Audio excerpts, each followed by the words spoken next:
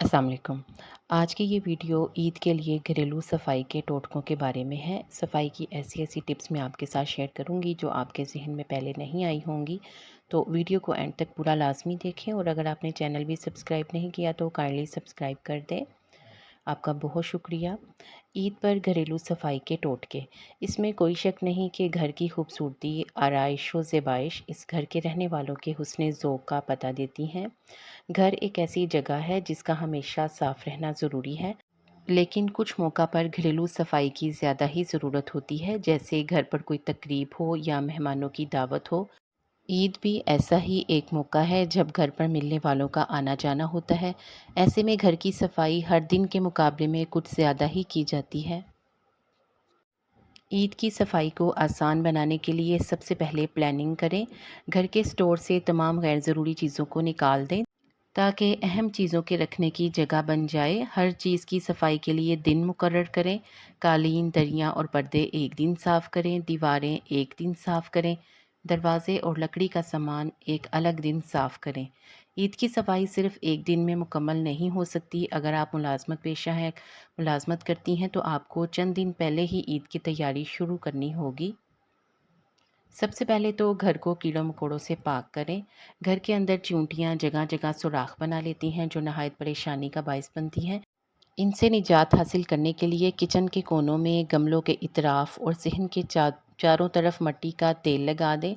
घर से चूहों को भगाने का आसान तरीका ये है, जिस रास्ते से चूहे आते हों वहाँ पर गंदक की धूनी दें। लाइट के इर्द गिर्द अगर पतंगे गोल बना लेते हों तो दीवारों पर खुश्क फेनाइल लगा दें। बारिश के दिनों में बल्ब के इर्द गिर्द प्याज के छिले हुए छल्ले लटका दें तो इससे पतंगे घर में नहीं आएंगे। नल और टूटियों को साफ़ करने के लिए नमक मिला गर्म पानी इन टूटियों के ऊपर डालकर छोड़ दें। फिर किसी सख्त ब्रश पर खाने का सोडा और वॉशिंग सोडा लगाकर टूटियों पर खूब रगड़ें। फ्लश की पिलाहट को दूर करने के लिए लीमू के अर्क में सर्फ और बारीक रेत मिलाएं। फ्लश पर फैला दें। कुछ देर के बाद ब्रश से रगड़कर साफ़ कर लें। इस तरीके से सफ़ेद वॉश बेसिन को भी साफ़ किया जा सकता है। फर्नीचर की सफाई के लिए मिट्टी के तेल में थोड़ी सी स्प्रिट मिलाकर फर्नीचर पर रगड़ें तो इस तरीके से फर्नीचर पर पड़े हुए धब्बे दूर हो जाते हैं। इसके अलावा जिस फर्नीचर पर फार्मिका चढ़ा हो, इसको साफ़ करने के लिए तारपीन का तेल लें और इससे फर्नीचर की सफाई करें तो फर्नीचर में उम्दा चमक आ जाती है।